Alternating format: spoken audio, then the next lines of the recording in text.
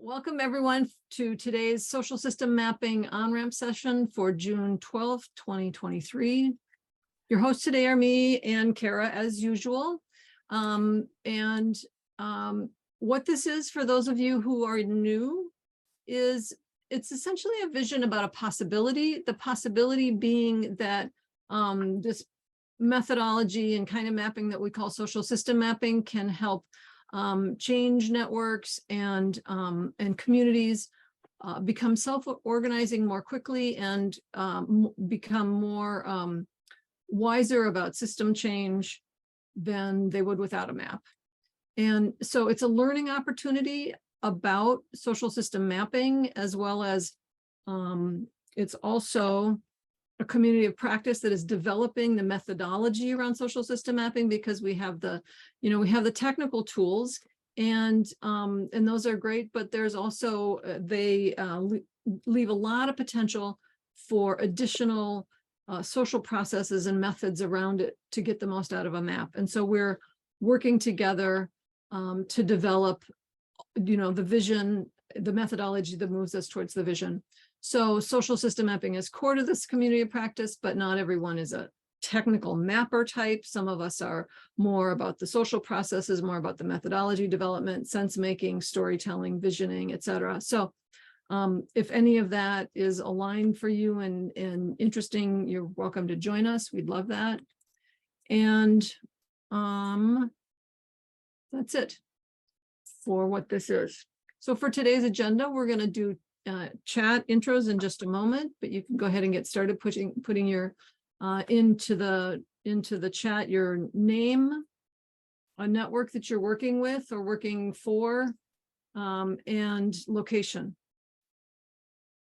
So we'll do that, and then we will Drew will and Siggy will present the map that they're sharing with us today. Then we'll just do some questions and answers. And how we usually do this, how we always do this, is that the formal session is designed to go for an hour. So at the top of the hour, we'll take a pause, and anybody who needs to jump off, we'll say goodbye to. But then anyone who wants to stick around and ask further questions, or just like listen to what other people are asking, or just have an informal conversation with any of us, I'll stick around afterwards. And I'm not sure if Drew or Siggy will, but there will be people here to chat with. So that's an extra optional half hour when you can have our attention. So in the chat, if you have not yet, if you could go ahead and share with everyone your name, location, network you're working with. And yeah. Outlaw, are you working with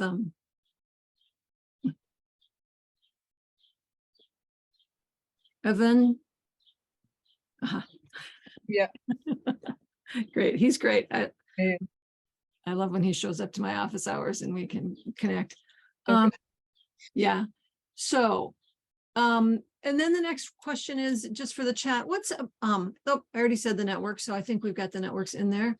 And then what brings you here today? What big question do you have in your mind or heart, or what's one thing that you would like to be able to go away with at the end of this session?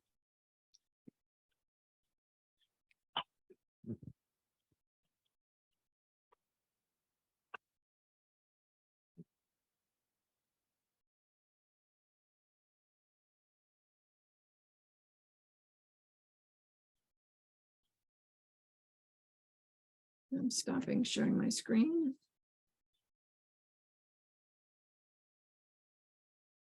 Aha, so Outlaw, you were literally working with Evan. Yes, yeah, he's in charge of the project at once. Great, good.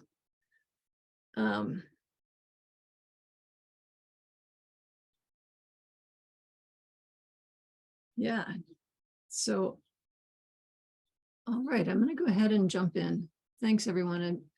And one of the things that's of most value for this community practice, even no matter how well developed a map is or not, is just everyone, we all learn something from seeing someone else's maps and from just hearing a context that it's being used in and how it's being used is just really valuable. So it really helps us all trigger new thinking. So we love when we have a map to share. And as you can see from the chat, that's a big motivation for us, is just another map. Okay, so for those of you who, I think everybody here knows this, so I'm going to skip this piece, which is how SumMap fits with Kumu, 2 separate platforms. That's all we'll say for the video, for the recording. And today's map presenter, and I'm sorry we didn't have a picture of Siggy also, but Siggy and Drew have been working on this map for several years, and Drew is was one of the, oops, I see I was not sharing my screen. I'll just do that briefly. There's Drew. You can see him in the in the chat.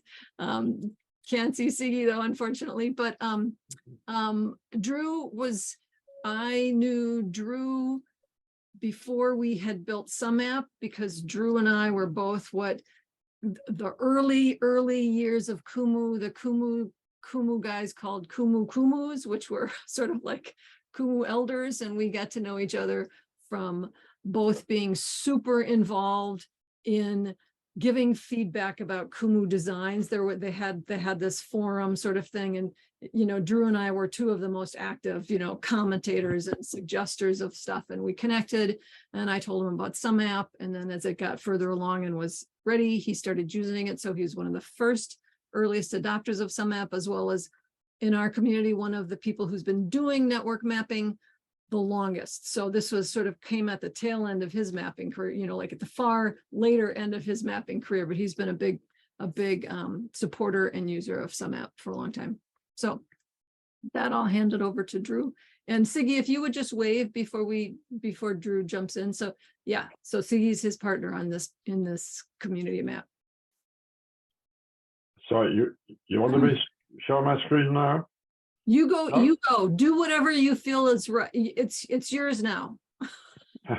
Okay, right. I'm going to share my screen. There we go. Okay. I hope. Yeah. Drew, that's a California poppy. Just That's what?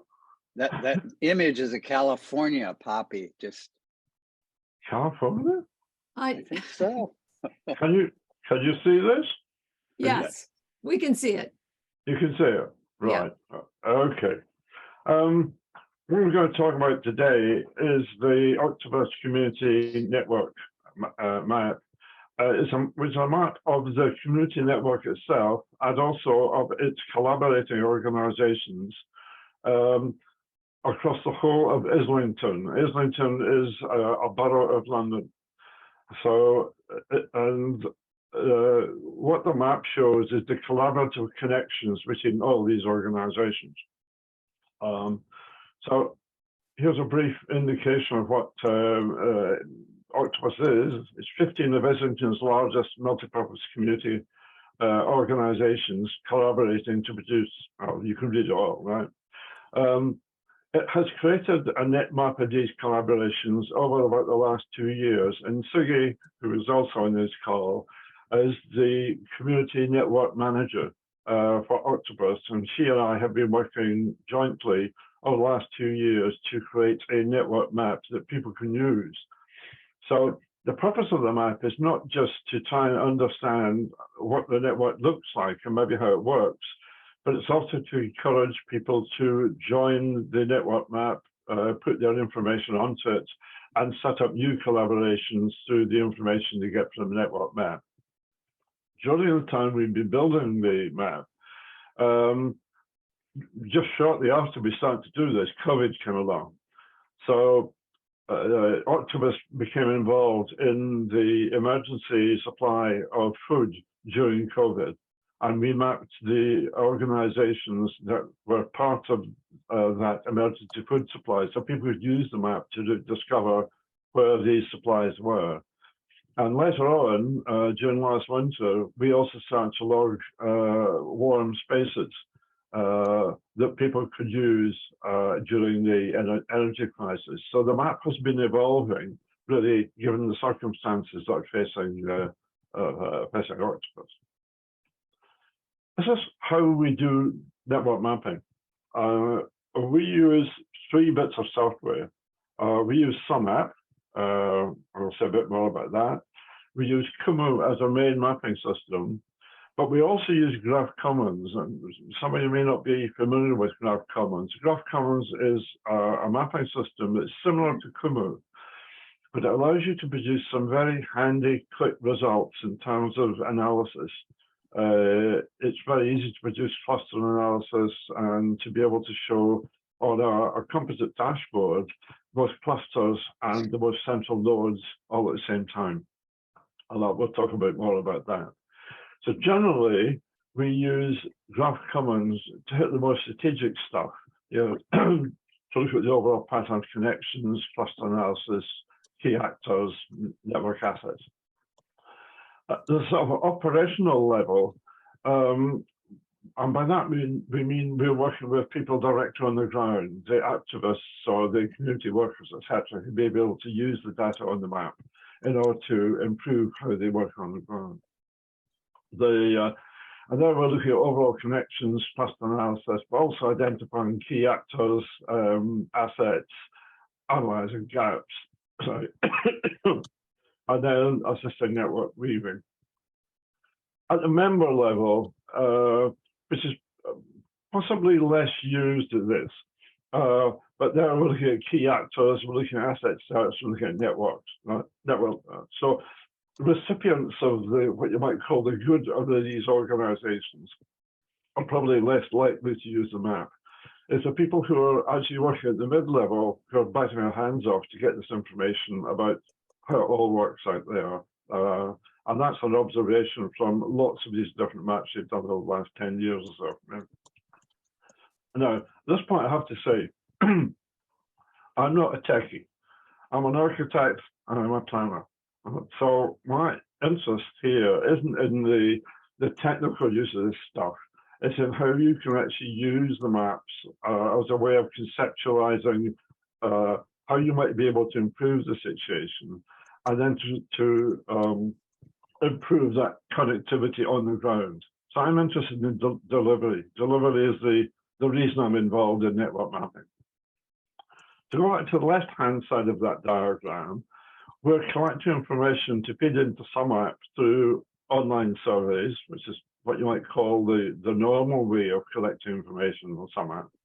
But we're also feeding information in from workshops and events where we will actually feed it into the SumMap framework rather than the participant doing that. And also through internet research. We're finding that most of our maps at the moment are hybrids of an online survey and particularly internet research, where we can look at the website of an organization, and that will indicate the other organizations it works with. We can start to build these into the map. And that means that we can eventually go back to these organizations and say, we have your information already plugged into our map. Do you want to be able to change that and amplify it, etc.? So it gives them a reason for being able to come along and join the survey. Okay. Just a quick rerun the mapping process here. So pre-COVID, we would do promotional workshops, various publications. We'd promote this thing at events and through various networking structures. And then go on to data collection, to a SumMap survey, internet research, interviews, and events. A lot of face-to-face stuff there. And that would eventually be fed into Kumu and Graph Commons. During COVID, however, all the face-to-face stuff was not possible. So it meant that a lot of that promotional work had to be done online, through online workshops, again, publications or email, networking. And that has not been nearly as effective as being able to just talk to people face-to-face, or what this does. And as a result, during COVID, we found a drop-off in survey response of between, initially say it was 70%. That would now have dropped to 25 or 30%. So So response to survey at the moment is not good on any of the projects we're working on. Right.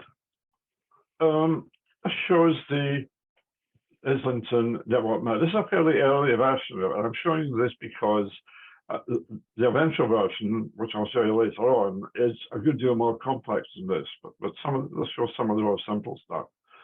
That you can see on the left-hand side is the Kumu information panel. And this just tells you about what the map is meant to be doing and what the map will be showing.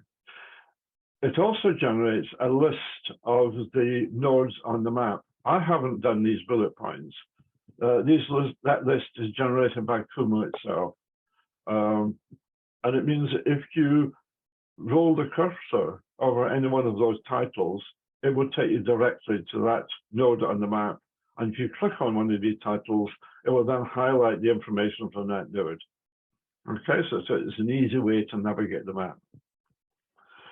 You can see down at the bottom left-hand corner of the map screen, we have a series of buttons called resources, skills, and activities. And these are filter buttons that will filter out the various nodes on the map that contain various types of resources or skills or activities. So it's another way of being able to explore and navigate the map. Down on the bottom right-hand corner of the map, you can see listed, has 72 elements, it has the number of connections, but it also has a measure which is the average, what Kumu calls a degree. A degree is a point at which a connection enters or leaves a node. So it gives us an average score for the connectivity of that map. And that's actually, we find that a very workable way of being able to measure connectivity. And that can be very useful for doing evaluation of networks at various stages of projects. You can see how the connectivity grows. Right. Well, I've explained most of this stuff in the previous slide, actually. But at the top, you can see there's a search button.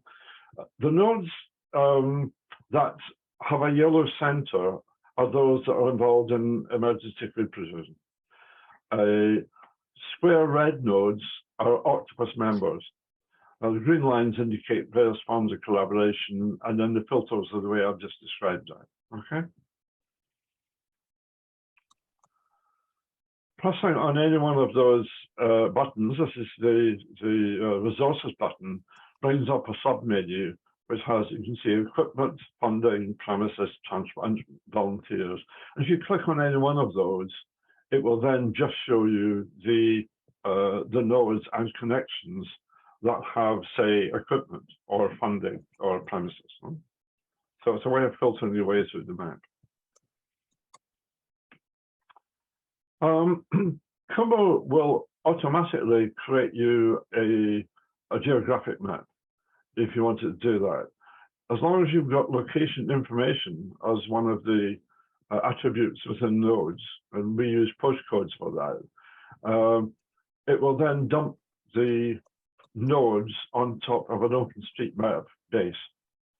At that point, we suppress the connections, because if you have the connections, and like great massive connections, will obscure the map behind that. So that, I mean, the connections are still there, but we've suppressed them. But this is useful for, once you've explored nodes and you want to see how easy they might be able to access from various parts of the community because of location rather than something else. I'm going to move over now and just do a brief excursion into Graph Commons. And I know that many of you may not use Graph Commons, but it's quite useful to explore as a parallel system to Kumu.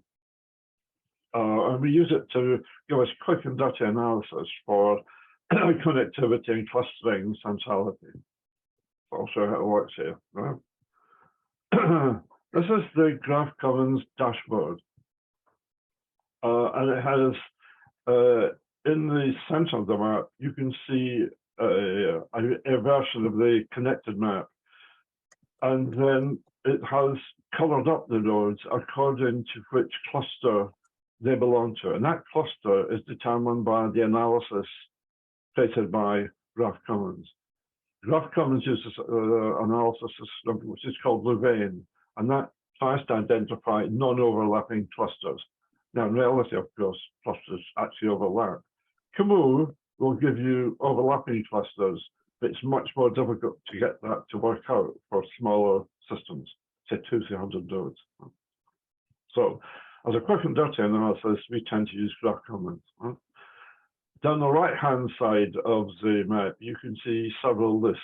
Now, one is just a list of the clusters, and below that, you can see the top 5 nodes in terms of both their number of connections they have, but also in terms of their centrality. And the graph theory uses various different types of centrality. In this case, we're using what's called between the centrality to identify those nodes. If anybody wants to know more about that stuff, I can talk about it. Okay. We're now looking here at the interactions between clusters. So each one of the nodes on this map is a cluster. It has umpteen different nodes in it. So if you take Holloway neighborhood, for instance, that has 10 constituent nodes. And what this diagram is trying to show is how connected these various clusters are to each other. And that's quite useful. You can see that, sorry, some of these clusters are quite weakly connected, and others are quite strongly connected in terms of the number of connections they have, and that's shown by the thickness of the line on the diagram. Is this all making sense, or are you all falling asleep at this point? Oh, okay. Drew, do you want to? Drew, do you want to take questions at the end or as you go? Could I ask you to do that? The trouble is that I'm pretty deaf, and the subtitles don't show up while I'm presenting. So if you could keep them to the end, that'd be great. Okay. Sure thing. Yep. Sergey, if you want to jump in at any point here, please do. This is quite a useful function of Graph Commons, because what you can get Graph Commons to do is create little charts, which they will compare various attributes that sit within the nodes, or various attributes of the nodes themselves. So what we've done here is to create a little chart that compares the out degree, that's the nodes, sorry, the number of citations that a node has made about other people they collaborate with, and compare that with the number of times that they are cited by other people on the map. And this is really useful sometimes. I mean, I can think of one project we had where we got people to give their connections in a day-long workshop. And this old guy said, oh, I've got about 25 connections, and he listed them all. But only about 3 other people said that they connected to him. And that's usually the sign of like somebody who's been an activist 20 years ago. And then they're sitting in a couple of committees, but they're not really active in the sense that they're there. And you can also identify other people who don't think they are very central, but who everybody knows. And in this particular project, we had this guy, Darren, who everybody seemed to be connected with, but he had cited hardly any connections himself. And nobody, our client was a local authority. And we said, well, who's this guy, Darren? Oh, we don't know. And then we asked the community group, oh, everybody knows Darren. So it was a way of us being able to get into that degree of knowledge about who was most connected within the community. And I have to say that although many of the measures come up here are generated by the computer, by the software, we have to go back into the community and check whether these are realistic. Do they make sense to the community workers and such that we're talking to? And it's amazing how often they do, actually. Right. What we're trying to show here, I'll just yeah, is the the actual the methods in the first column, there's the net map itself. There's net map plus engagement and communication methods, and then other means that we can support through the net map. So a net map is really useful at strategic level for being able to show the patterns of stuff. So, I mean, your granny is not going to use this to find out where a particular asset might be. Right? It'll be used by people who have an interest in being able to look at patterns of collaboration, how these might be used in campaigns and that kind of stuff. And that's people like funders, various clients. We have a column there for map managers. All the maps that I'm doing, I try and insist that the client appoints a map manager, somebody whose responsibility will be to look after that map in perpetuity. And they will promote that map's use, and that's not just promoting it outside the organization, but they will promote it inside the organization as well. And it's very important that other people in the organization understand what the map does and feel that they're part of that that whole process. And then community builders, network weavers, etc. So this is just a little chart trying to show how the how net mapping might impact on these various activities. And this will vary from situation to situation. So, you know, if you're having a look at this, you should be saying, well, how do, you know, I've got a net map, or I'm thinking of becoming involved in this. How might this chart help me to think about how it works in my situation? Sorry. Okay. I've rambled on enough here, I think. If anybody wants to get in touch with me to find out more about this stuff or any of the other projects we're involved in, that's my my email address. And below that, there's a connection directly to the Octopus Community's website. The reason I'm showing this is that you can, if you go to our website, that particular page on the website, it will allow you to access a live embed of the Kumu map on that website. So any member of the public can explore the map, but you can't damage it because it's an embed on the site. Okay. I'm going to try and show you that in action. So hold on while I come into that. And Drew, Drew, do you don't mind? I'm assuming you don't mind if we share that PD, your slides with everyone who's here, right? It's okay. No, sorry, I transferred these onto PDF, so you can send these out to anybody, or you can send them out the slides as well, right? But yes. Okay, we don't have the PDF of it. Is that what you're saying at the moment? No, but sorry, you do have. I send that to Carla earlier. Yep. Yeah. So we can share it. Yes. Yeah, great. That's fine. Thank you. Okay. I'm going to come out of this now.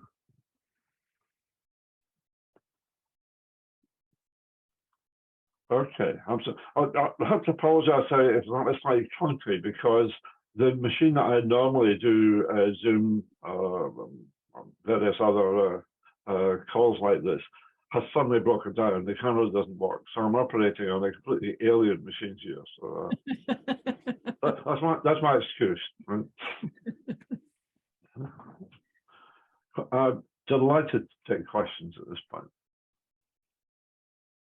Were you going to show show an example, the actual live map? Sorry, yeah, I can do that. Yeah. Just a moment would be great. I should try to do this. Although I think everyone here has seen live maps, so it's not as crucial. This is, yeah, I had this set up and it's, let's just try this.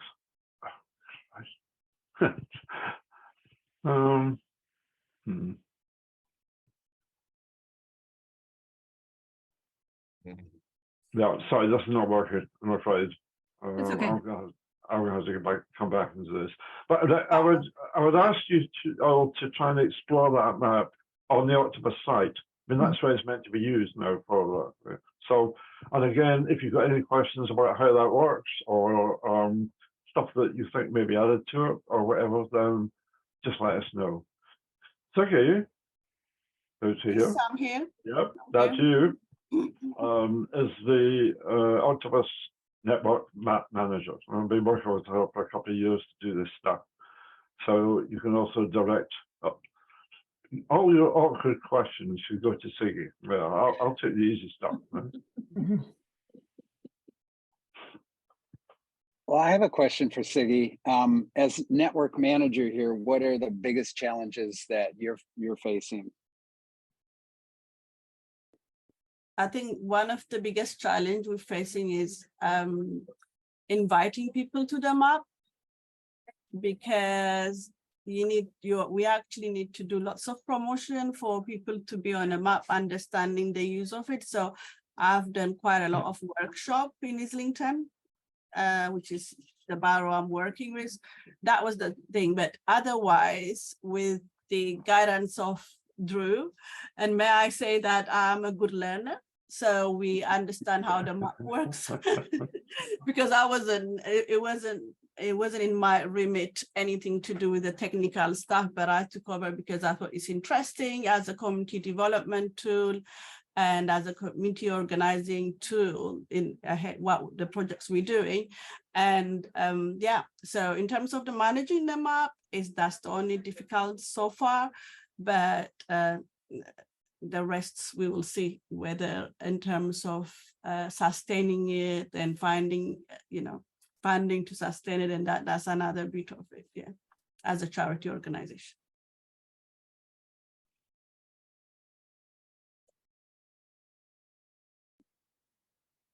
Any more questions? I just had a small question. What does premises mean? I think it was on the resources page. Or... Yes, that's correct. So it just means if you have a building of some sort or a space within the building you can share. Oh, okay, got it. It could be a shed, it could be a sports hall, it could be, but it allows us to identify if a community group, say a small community group wants to have a community meeting somewhere, it doesn't have the place to gather, then it can look up premises and it knows that whether these might be available within the map. Yeah, some of the organization we have on the map, they might not be place-based. That means they might not have a venue to work on. So having the premises, searching the premises where they can run activities or meetings and stuff is very useful. So Drew and I added that. So it actually helped some of the members already using it in terms of that. Right. How long had the network been in existence before you started using the map?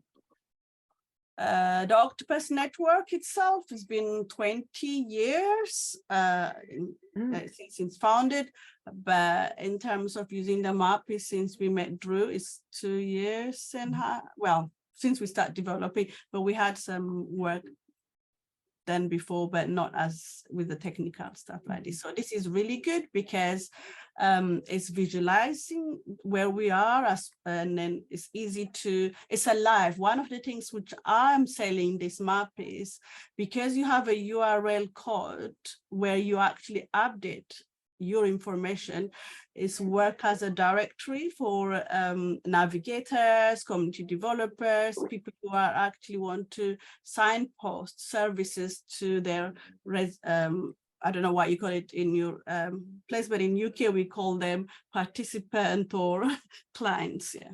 Mm-hmm. Yeah, can I say that we actually started off with a small project for Octopus, which wasn't about their collaborators, etc. It was the part of the evaluation of a 3-year project to do with community gardens and various growing projects. So we mapped that, but we also time sliced the map so you can see how that project grew over a period of years. So that we kind of broke our teeth in, on that project in Octopus. I was going to ask, so it sounds like you're using the time tag function of some app in your maps, is correct? You said time slices. Are you using some app to do that? Time tagging, Drew? Yeah, so you say we're using some app to collect the basic information for that. So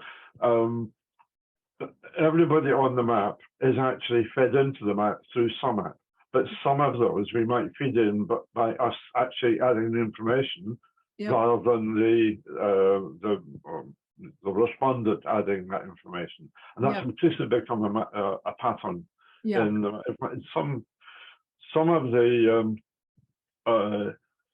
some of the people we may add to the map are organizations. We may throw in a false email there because we don't have their email address. But we know from other information how they connect up. So a key point here, actually, which I probably didn't make in the presentation, is we're using some app not just as an information gathering tool, we're using it as a map management tool. And it makes so many things a lot easier than it used to be before we were using some app. Yay. Yeah, I mean, the other projects we have on at the moment, nearly all, I'm based in Edinburgh, but nearly all my projects are in London. But we did a project recently for an outfit called Ubeli. And Ubeli it stands for the future in Swahili. Yeah? And that's a Black diaspora organization, African diaspora organization. And we mapped the issues facing Black people over 35 who are unemployed in numbers. Yeah? And then we mapped the organizations addressing those issues. Now, all of that information was collected through online workshops or through internet research, but we assembled all that information through some app. Yeah, I think adding on that, what sum up for Octopus does is, as I said, people can update their information. That is really essential in terms of updating and stuff, because most people, I mean, the nature of our work, because most of the work we do is a charity work, and then people move and we got staff turnover and stuff. But having that, everyone, who's dealing with that, they can update their information wherever taking over and stuff. So that is really good, because we got directories which is 10 years ago, and then we cannot find any information about them. But this is excellent in terms of the SEMA survey usage. Do you have any, Drew, I'm assuming from your presentation, you've shared these maps or Siggy with funders? Have you? The map is on the website. You want me to answer that, Drew? Yeah. We want to share it for funders. Did you say with funders? Yeah, because what we're doing at the moment, this is not particularly in the Octopus project, but I have about 3 projects at the moment, which are what we are calling funding landscape projects.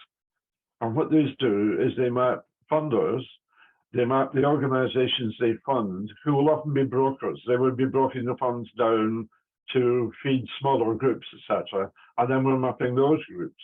And we get some very, very complex maps showing the funding flows between national organizations. Now, that work is actually funded by what's called the Kelly Chase Foundation, who are paying me to do that work. But since they've been funding that, we've also been asked to create similar maps for an organization called Black Thrive. Black Thrive is an organization that promotes Black group interests in London and in Birmingham, and with a couple of national projects as well. And they actually paid for the original Ubeli work. And they've now extended that. They've now recommissioned us to do 3 years further work on that, expanding that to all age groups and members. But plug here, the paper on that was presented at the Royal Geographic Society's conference this year. And it was also presented at the Community Informatics conference in Prato in Italy. So we're getting quite a lot of response now to these as mapping exercises. That's great. It's great to hear. Do you, do either of you have a sense of, so Siggy, for the Octopus Community Network, if funders, if having this map is helping funders see the value of your work, if it's enhancing your, or feels like it has the potential to enhance your fundraising capacity, your ability to raise funds for the network? Yes, and we actually incorporated with the projects we're doing, so the funders are aware of it. And because as the connection that Drew mentioned, the green line, meaning that the connection is meaning that organizations are working in partnership, in collaboration. So that shows for the funders that we are able to do partnership work, reaching to the community needs through that. So there is, the funders understand it and stuff. And of course, they probably through that will get more funding, but yeah. Yeah, that's great. Yeah. Can I also say that at least one of our maps is being used by an organization to try and get around what they see as the unfairness of the funding network in the UK. Because they feel that many of the issues are being driven by the funders themselves and not really by the people on the ground who would benefit from them. Yeah. And they feel they've been dragged into needless competition with each other in order to get the funding. Yeah. So they're kind of they're trying to organize themselves into funding collaborations that really the funders won't know about until they've funded the money. Yeah? So and there's quite a movement of that, feeling that funding is really quite unfair in the way it insists that you manage the funds once you've got them as well. Yeah. Yeah. That's really great. I'm excited because that was part of the vision of, for me, of social system mapping initially, was that you could start to see how funding was flowing and start to recognize the gaps and like what was the drivers of the funding flows. And it sounds to me like, Drew, you always like to say that we're further ahead with network weaving in the United States, but it sounds to me like the funding is maybe further ahead in the UK. Like that the funders understanding the value of mapping, because it feels like it's an uphill climb here still a lot with getting funding for maps. So I'm excited that you're having success with that. Yeah, I mean, I mentioned Lancaster Chase, and as you know, Christine, we use money from Lancaster Chase to pay you to change some apps so that it fed both Kumu and the Commons. So they do have an interest in the network mapping idea. I mean, they're the only bigger funder that I know that has directly started to fund that stuff now. Yeah. Well, you've done a good job of making the case, a much better one than me. So congratulations on that. And I was curious about the funder map, the map that was showing the funding flows. Is that a private map or is that something that you could share with the community? At the moment, that is, I would have to get permission from any of the people I'm working with on there. We did one recently, which is a combination of two, what you would call intermediate organizations. They're not direct funders, but they receive funding money in order to fund other people. And that's Ubeli again, and the Baobab Foundation, and they're both Black interest groups. So we funded we mapped all the funding connections within that. In fact, one of the problems we're funding at the moment is that several people are asking us to do these funding maps, but the same people start appearing on separate maps. Well, how do we join these all up? Yeah. Yeah. And one of the things that I think Black 5 is about to fund us to do is exactly that. Is to create this kind of meta funders map that's actually composed of a whole series of maps we've done for other people with their permission. Yeah. And we've already done that with the LCF, the Blind Curry Chase map, and with Ubeli. We got Blind Curry Chase's foundation, permission rather, to take information from their map and feed it over into the Ubeli map. Mm-hmm. And the other way around as well, some of them, so we start to share information between the maps. Mm-hmm. Well, I think that that's becoming more interesting to more of the groups that we work with.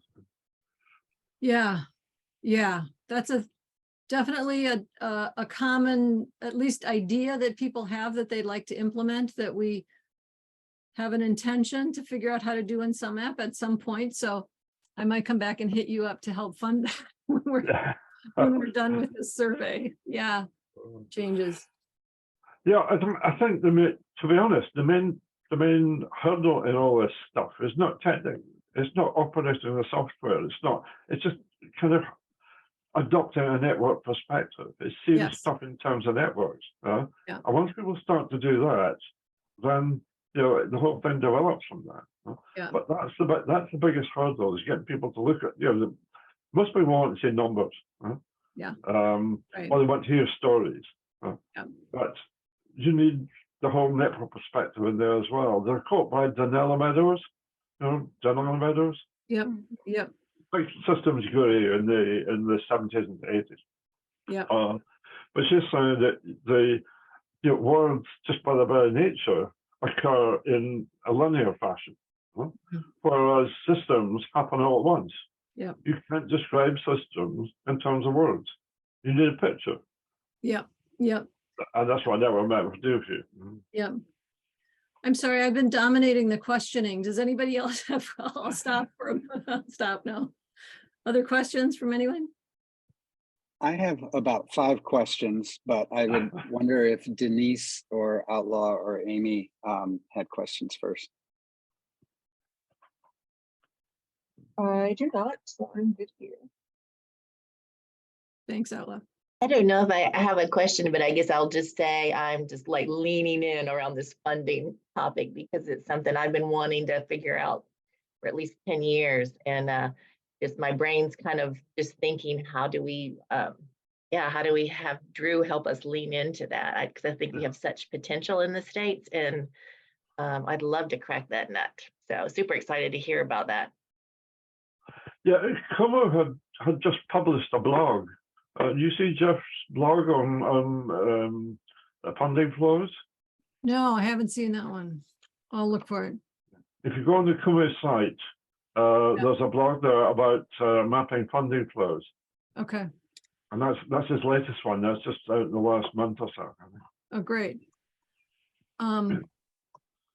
Yeah. I did have a question for the team. Sorry, I just can't get my video on because I'm working on this from my phone. But I just wanted to say hi to Drew again because I did meet with him before earlier. But I just wanted to kind of ask a reverse question to what Jim asked. Jim asked opening, what were the challenges for map engagement? I was wondering if we could get a little granular and perhaps list like 3 of the most successful methods to get engagement going, either in the physical realm or the digital realm. I just wanted to hear a little bit more. Was there resistance from actual organizations, and what was the basis of that resistance, or were there other factors? So if you can maybe list 3 things that worked or have worked in terms of engagement. Thank you. I'm sorry, I'm pretty deaf, I'm afraid, and I usually use subtitles in order to understand what you're saying. I didn't pick up a huge amount of that. Maybe, Christine, you could paraphrase that a little? Yeah, I I think Siggy can handle it. Okay. Yeah, Joyce, I think it's more for me in terms of the engagement to bring people to the map. Okay, right. Yeah. So first of all, in terms of resistance, we don't have resistance, but people are because we've done this during the COVID and stuff, and then because we're trying to attract lots of people who are charity on this map, they're under-resourced to do anything, even filling a survey or stuff. So it's not the resistance, not understanding of the map use, but no time. Basically, it takes time. We send an email and then we said, oh, I've received it. I'm gonna fill the form later. That's the main thing. But in terms of how do I engage and I make sure that people on the map, I went to all the meetings, forum meetings, annual meeting, and then I asked people to put me on agenda and say that I've got this marvelous tool where we can actually work in collaboration and stuff. So that's what we did. That's amazing. We went to, we have different departments like adult social care, or it could be public health or anything. We say that we have this map, which is a visual map that will help us to minimize the resources we're using, because you have to make it useful for them. Otherwise, it's going to come on the map. So that was my idea, isn't it, Drew? I would just say that here's the map. We created a map, but if you're not on it as any product, it's no use. And then so we just added lots of workshop, interactive workshop using the map we creating, using some of them internet research. So because they want to see something. If you just say to them, I've got a map, come in, no. But we created some map. Drew said, let's create a map. We created some little map with a few of organizations, firstly with Octopus members, which is the network member of the community center. Then we use that example, how useful it is for everyone to be. So now we're heading to get a lot of people on the map, and we are embedding it in our other smaller programs that we do, local wellbeing networks, or it could be youth groups network and stuff. Yeah. This is great. And I have one more add-on question. Thank you for that specificity. This is about language. Do you use the language when you're going to these door-to-door meetings of systems change, of network? Like, so it's just really about how does it help you as the individual, and then inadvertently they're working towards system change, but you don't frame it as such. It's just about why should you take time out of your day that's very busy to fill out a map, and these are the benefits directly benefiting your organization and the community. So when we present the map, there are different levels of people you do. If you are going obviously for managers, center managers, or people who are at a higher level, then you can use system change, because that's what it is now. People want to use that. But if you're going to go to the meetings where there's lots of navigator, people who support the individual, the direct support of the community, then we use that collaboration work or fantastic and stuff. So you have to tailor it to the people you're presenting. Definitely, that is an issue. When I went to a meeting where the leadership are there, full of leadership, I could use system change, they will understand it. But if you go to the navigators or the local residents, what is system change for them is still new for them. Right. And it's like you can do it, but you don't have to use the word, but they're still participating in it. There's just different ways to talk about it. So definitely, that's great. Yeah. Thank you. I think I hogged the airspace. Yeah. Sorry. Thanks. Could I add to that, actually? Because I'd say most of the people that employ me are system change managers. That's the role they have in their organization. So they kind of understand the role that network maps may be able to play in that. But the organization as a whole doesn't understand that. On the engagement side, something I meant to mention it. There's a number of projects where we have an all-day event, and there may be a couple of hundred people at this all-day event, and we get them to fill in very simple information about who they collaborate with. And normally it's a simple question like, give us your top 5 collaborations. So, and that's a good way of inhibiting the people who want to run, 25, 30 into that list. It gets them to prioritize those. But anyway, they then hand me these slips of paper back. I sit at the back of the room and I crush these in code. And we project that map at huge size on the back wall of the event space.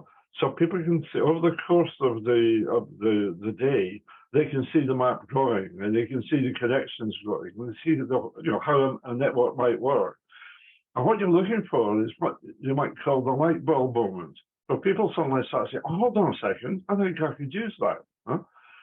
And often at the end of these sorts of things, the client will say to us, this map's far too complicated to show the community. But the people that want to bite our hand off to get the map are the community organizations, so you can understand this mess of funding and organizations, stuff like that. And the other thing about collecting information that way is you get 100% response of the people in the room. Yeah. And it's very simple. There's what we call the data trap, which is often in a survey, you can, it depends a lot on the number of people that have been involved in designing the survey, but there'll be all sorts of bits and pieces people want to add in there, and all of a sudden it's seen as a visual database. The best information we need for a network map is connections. Yeah, thank you. I just, thank you. That's really, I mean, it's all really great. And I'm aware that we're at the top of the hour. And so Siggy and or Drew, are either one of you planning on sticking around for the more informal half hour? Can either of you still, you'll stay? Okay. No, I can't stay, sorry. Okay. I have to go home. Okay, well, but Drew. I thought I was at home, then I'm not at home, yeah. Yeah. But do you want us to answer Jim's question or you want to just leave? Well, I was thinking Jim's question will take longer and we can, so if Drew is staying, then unless you see something in Jim's questions that you want to address in the next minute, but otherwise we'll take it in the next half hour if that's. Siggy, I just had that one question for you in the middle, but I think you kind of answered it when you were answering Denise. So, all right, thanks. Good to go. All right, thank you. Thank you so much. Nice to meet you all. Bye, Drew. Thank you. Bye. Bye, Siggy. Thank you so much. Okay. And we didn't do the 3, 2, 1. She just jumped. So that's. But does anybody else need to jump off? We'll just take a pause here. We'll do the 3, 2, 1, and because for whomever else needs to jump off, what this means, Outlaw, is we say 3, 2, 1, and then we all unmute, and then we just all give each other our blessings and our greetings for the rest of the day. And then if you need to jump off, you can jump off with closure. So 3, 2, 1. Thank Bye, you so everyone. much, everybody. Oh, anybody else leaving? Wonderful Great to have you. Bye-bye.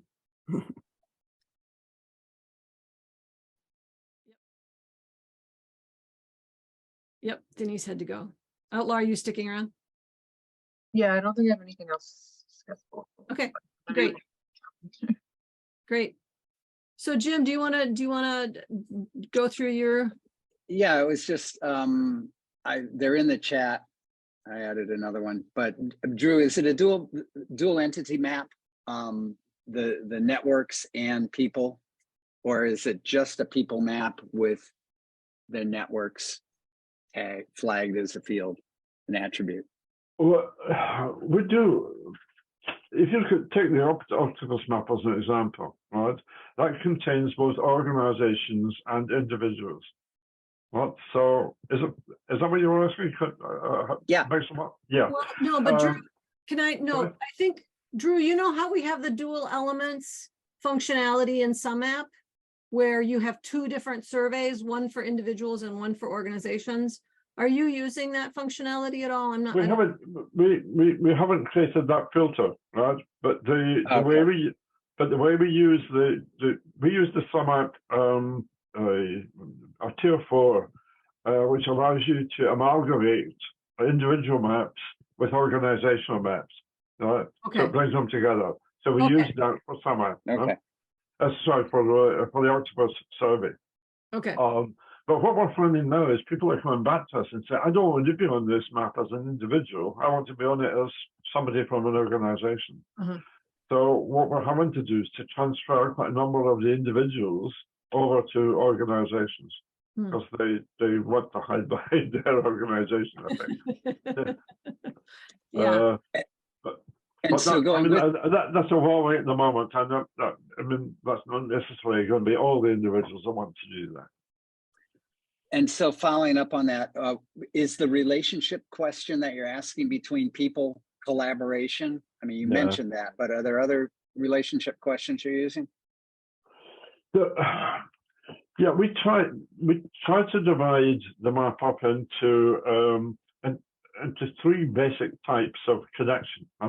There's conversational connection, which is basically exchange of ideas. So if you've been talking to somebody about how to set up a map or other parts of the collaboration you may have with that community, what you're doing is you're forming a kind of communal brain, as you might say, within our as a whole. But then there's sharing direction, which is two organizations may decide that they will move in towards the same goals in the same area. Right? So they're sharing direction. And then the third one, which is the rarest actually, is you start sharing resources and skills. So these will normally didn't hear that, Drew. Didn't hear it. Sorry, okay. The third one is where you might be sharing resources and skills. And that would normally happen, say, in a project of some sort. So your two organizations are coming together in a joint project. You hearing that? Yeah. Yeah, okay. So we tend to divide it into conversation, cooperation, which is moving in the same direction, and collaboration, which is sharing resources. And we actually tag the nodes according to these, sorry, the connections according to these three possibilities. But we also ask people to estimate the strength of that connection. And if you just say to people, tell us how strong it is, you'll get all sorts of different estimations of strength, different criteria used to judge strength. So we use frequency. Is that connection occasional, or is it frequent, or is it constant? And that allows us to build up really quite a, and people give a description about what it's about as well. So that will, every connection will have some kind of description of what that connection is. But then we classify according to these two systems of classification. Does that explain? That helps a lot. Just let me clarify while you're still on that. So you have a person-to-person connection question, which is about conversation, whether you had generative conversations or whatever. And then you have a bunch of organizational questions. The whole person organizational thing is actually quite difficult in practice, I think, because some people want to be known as their organization, and other people will want to be known as a key person. So I think that becomes quite difficult to separate out in a network map, certainly in the stuff we're involved in. And there's no doubt there will be key individuals who are there because they are they have individual connections that really make them central to the map. And others that are there because it's their organization that are central. So I'm not really answering your question here. I have a feeling I'm waffling a bit here. You know, the link you gave wasn't an embed. It was it wasn't an embed of the map. It was a website. And I was wondering, because I could probably answer some of these questions. I think the map would probably answer some of these questions for me. Yes. But yeah, I couldn't get to the map. Oh, could you not? Oh, That link that you gave in your slides was to the website. It is, but if you look at there, the website gives a link directly to the map. It says go to the map or something like that here. Right? Okay. That's the page on the website that connects you to the map eventually. Yeah, I didn't see that. I mean, I'm looking at the website. Yep, it's at just scroll down to the bottom. Where it's And in there's the a little middle, towards black the Oh, bottom. I'm sorry. There's no I'm an old guy, but you got it. He's good. I'm not a very good researcher. I don't know.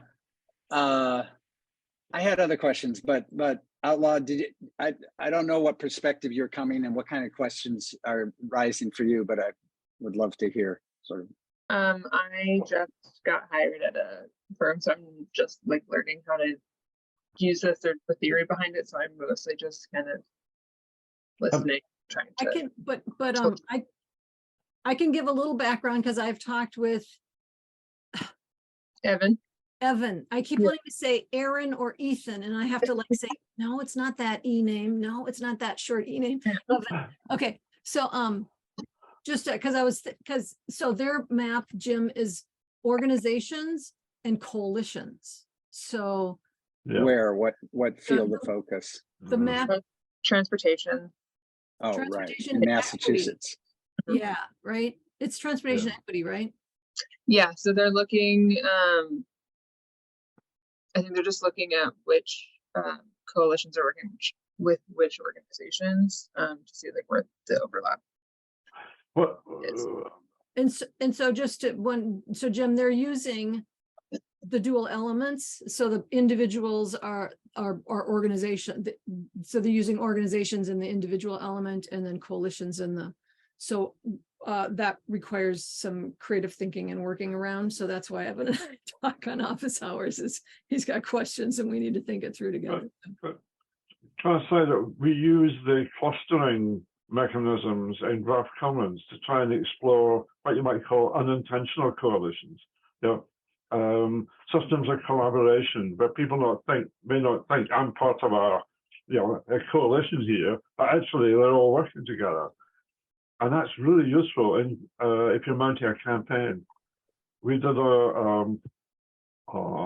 workshop recently in Greenwich in London. Greenwich Council had decided to remove the funding from independent living for disabled people.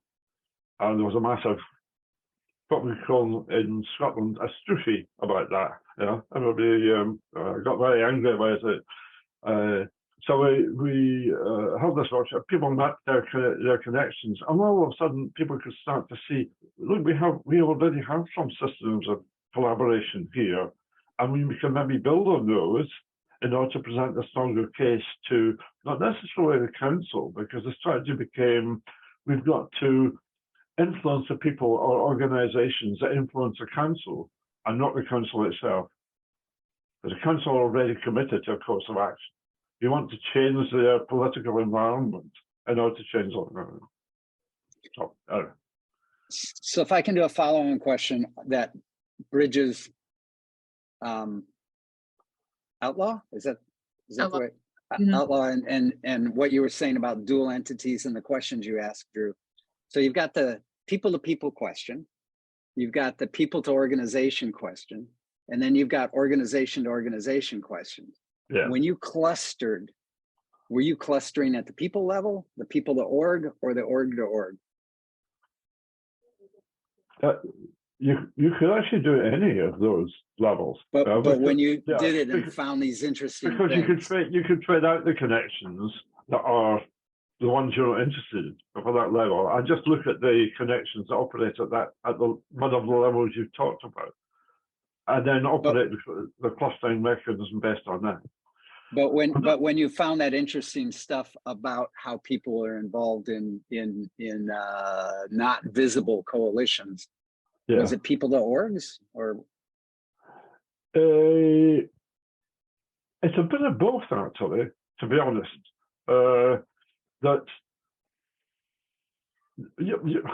on any of those maps, you'll find there are strong individuals, or key players, you might say, who are pretty influential in the way the map works. And they tend to work as links between organizations or clusters of organizations. They're bridges. And I suppose the role of community connector in the community maps we're doing is that kind of role. We're saying there's not a bridge between these two clusters. There should be. I'll form it. I'll become members of both clusters. Try and bring them together. So I feel I'm not being entirely coherent here, but no, that was yeah.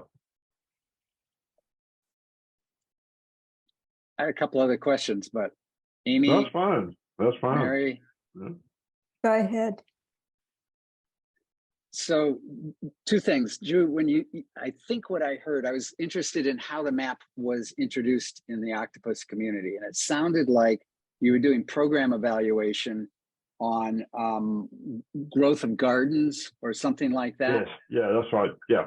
So you did this very transactional, operational, useful thing for the funders. But then was the idea promoted and said, hey, we could use this mapping tool to do other things in the community besides garden growth? Yeah. And whose idea was that? In other words, did it come up from the membership, or did it come from a strategic body, or did you push it? It's the CEO of the Octopus Network, Julie Parish. The very first meeting we had with her, when she's taking notes, she was drawing networks. She was drawing blobs and connections between them. I was saying, look, you're a network thinker. Yeah. So she's already past that. And that is just so valuable because you're already convinced that, the network perspective is useful. Mm-hmm. So once we'd done the We Can Grow project and presented that as a way of showing, of animating the growth of that over 3 years, it's basically what we did. We tagged various connections, etc. And then when nodes became completely isolated, they disappeared off the map. So the time tagging of the connections is really important there. So and that I think became a useful tool. We have been able to use this to present to funders. How influential that was, I can't tell you. But they did come back and say, well, we want to apply this now to emergency food provision during COVID. And that's how we started the map. And then the map after that has become bigger than that. It's not just emergency food provision, it's warm spaces, and it's all sorts of other collaborations. But the problem is that Octopus is funded almost entirely by grants from funding organizations. Right? So Siggy's position, for instance, in Octopus is pretty insecure because she's tied to a particular project that runs out in August. Right? Now, she's absolutely essential to the maintenance of that map in that organization. So I don't quite know what's going to happen there. Well, sounds like the CEO is a mapper. You can engage with them. Sorry, say again? It sounds like the CEO is a mapper. Engage them. Well, yeah. I mean, the trouble is she doesn't. I mean, she's too busy doing umpteen other things to try and keep the organization going. Right? Yeah. So she needs somebody to be able to look after that for her. She may support it, and she has done. But it needs somebody in there to do the constant promotion, technical updating, and all that stuff. Right? But then the danger of that is that other people in the organization say, oh, yeah, all that mapping stuff, that's Siggy. Yeah. And we don't have to bother about it. And that's a real problem. Yeah. The organization as a whole had to be committed to it. So in Black Thrive and other organizations where we're doing training at the moment, we're saying to the people who are doing work with it, you have to promote this within your own organization. If you don't have that support within your organization, the map is dead in the year. Yeah. Just tagging on what you're saying, in my experience, in every case where there has been a manager who was taking care of the map and was promoting the map and it was actually being useful, in every case where that person goes and gets a new job or their position gets less funding or whatever it is, the map dies essentially, because they might say, oh, we'll have this new person take care of it, but there's a learning curve and it takes time to really get your own understanding of what's important. And that person is starting a new job, they're overwhelmed, a map is just a bit too much for them often. And it's the first thing that they start to neglect. And once they start to neglect it, nobody cares anymore. And then within a year or two, they cancel their account and they say, we're not keeping that map alive anymore. And I've seen that over and over and over again. So that's why I push so hard on socializing it throughout the organization and helping the members get value from the map, because that one person has to carry it. But if that one person goes away, you need some momentum, some care, some concern, some demand for it to come from the bottom up. Or it will die. It's interesting to look at the difference between two organizations that we're working for. They're both Black organizations. It's Black Thrive and it's Ubele. Black Thrive, the CEO of Black Thrive, I originally met her when she was researching networks for the Health Foundation, which is a national organization that looks after health aspects in the UK, and who are actually doing their own network map of 3,000 quality improvement people all over the UK. Well, she's meant to become the first CEO of Black Thrive, and so she's committed to the idea of network. There's been a huge reorganization at Black Thrive, but they're still very committed to the idea of networks. So the new people coming along, they've been thrown at me to tell them what the network's all about. Because Ubele, the chief executive there, is not really convinced about the network stuff. She's a very political person. I'm not just in a criticism. She's very effective. But it's finding people low down the chain that will keep all that going. And even though that's probably been our most successful map in terms of papers and publicity and stuff like that, imagine to keep that going for any length of time is going to be a problem in New Delhi. Drew, I had one other question. It was, I think I heard you right. I think you said that over the last 10 years of mapping, that member engagement was always a weak point of the map, and that more strategic and top-down views from leadership were more, you got more map use and utility out of maps there. Did I hear that right? I don't know if that's actually what I meant. I mean, I've spent 30 years doing engagement. I mean, that has been my career as that's in mainly physical projects, regeneration projects or whatever, all over the UK. So bringing the community in on that, getting everybody involved and making sure that the wealth of agencies that are trying to fund or carry out various activities within these very complex projects, which might last 15 years, making sure that they all kind of work together. So engagement is one of my big things, I think. But it's difficult when you're asking people to adopt a new way of thinking as well as becoming engaged. Because people tend not to have networks as a kind of thinking thing in here. But I work with numbers.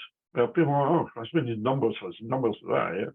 Numbers are useless unless you know how to relate to each other. So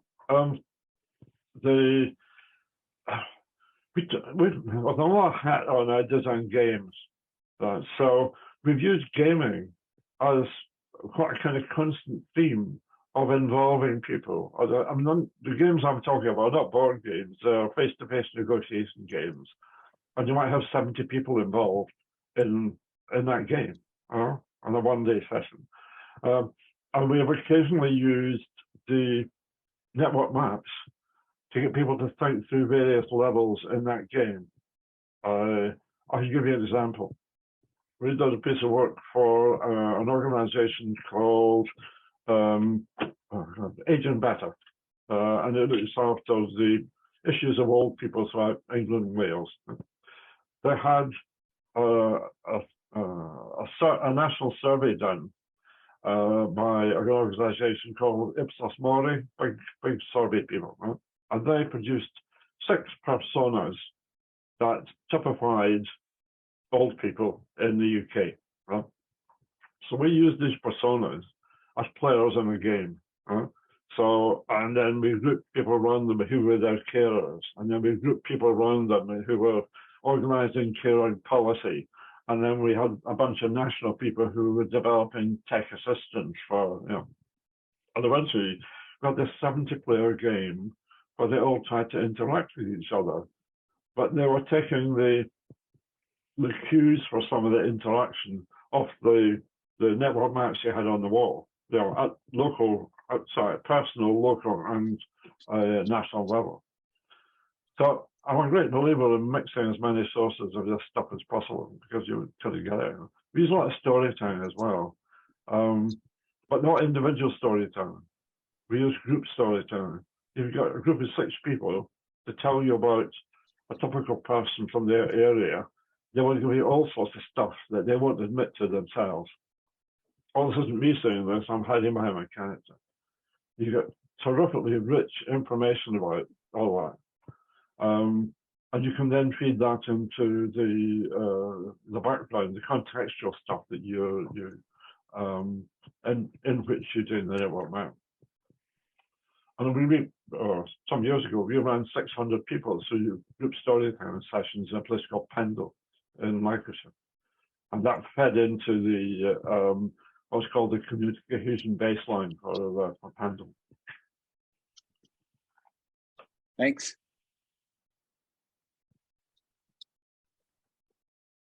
Other? I can't remember. Did I send you the paper on the Lambeth work? Because that combines storytelling, network mapping, and gaming. Is that the one you did with Barbara? With who's saying? Barbara, yes. That's the one you that's did the with one. Barbara. That's Yeah, the that was one. like a couple of years ago. Yes, that's Yeah. right. Yeah. That's the paper that was presented to the Royal Geographic Society, the Community Informatics people.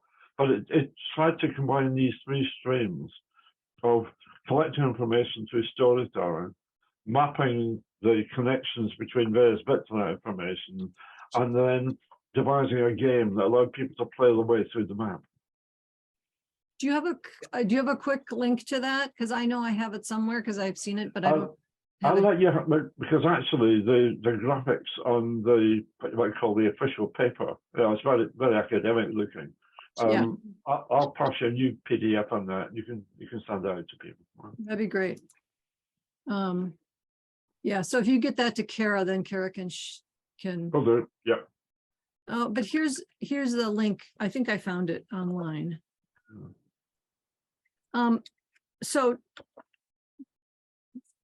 So this is one version of it. Drew might have a either more academic or more succinct, but it's just the graphics I don't like in the academic one. It looks like an academic paper. I don't like academic stuff. I put it in the I put the link to the one online, the web one. I put that in the chat, so they have that now. Okay, that's fine. Yeah. Is that your idea of the best version of it? I'm not sure which one you have actually. Hang on, I'll just share my screen. Yeah. This one? Yeah, that looks like the academic one. That'll be okay. Just that'll be fine. That'll be fine. Okay. Yeah. Okay.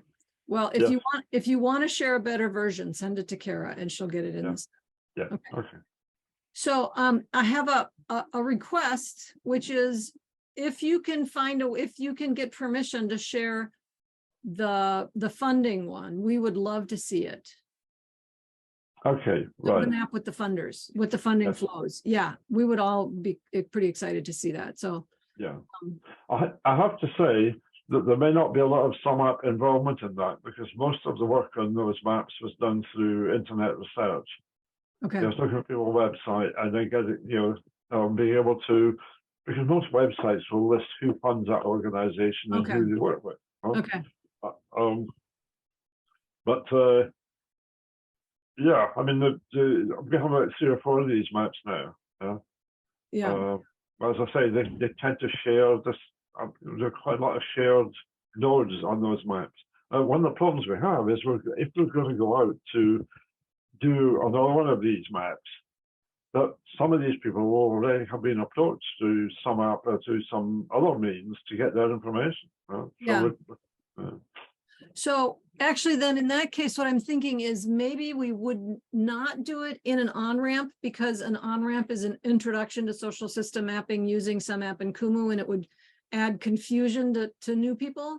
But we could do it in a deep dive. You could share what you've been doing, and we could just sort of talk about, you know, the challenges of, you know, like how it's done, and sort of think about how you could do it using SumApp, but just make it explicit that that's not what I mean, I'm quite keen that people start thinking about funding landscape maps. Yeah. Because to be honest, I see that as quite a big business for us in the future. Right? Yeah. So, Yeah. So if you can do it, so Kara, just for scheduling, if you keep this in mind, if Drew gets permission to share any of those, we'll schedule it as a deep dive, and would love to do that and have okay. conversation Yep. about how Yep. what the challenges are technically, and if SumApp could help support that, et cetera. Yeah. As well as just the fundamental process and theory and need, et cetera. Okay. That'd be great. So does anybody, it's just about to the bottom of the hour. Does anybody have any last questions that they want to ask Drew, or any thoughts that are coming up they'd like to share? We're all good? I think we're good. Great. Just an I'll- appreciation, Drew, for Yeah. bringing these maps of, you know, working in the communities that you've been for so many years. Thanks. So cool to see you doing this. Totally.